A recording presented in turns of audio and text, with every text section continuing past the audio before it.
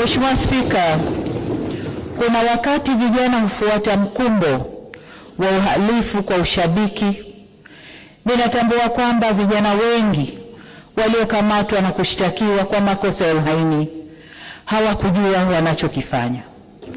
Nikiwa mama na mlezi wa taifa hili, ninavyoelekeza vyombo vya sheria na hasa ofisi ya mkurugenzi wa mashtaka kuangalia kiwango cha makosa yaliyofanywa na vijana wetu.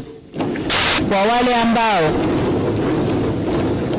ambao wanaonekana walifuata mkumbo na hawakudhamiria kufanya uhalifu, wawafutie makosa yao.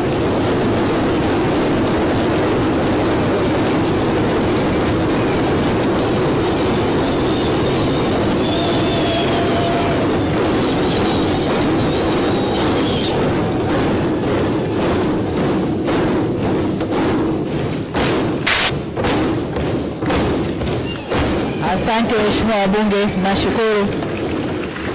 Waheshimiwa wabunge, ukiangalia klipu zile za maandamano, unaona kabisa kuna vijana ambao waliingia kwa kufuata mkumbo. Wanaimba kwa kufuata ushabiki. Hawakuwa wanajua wanalolifanya.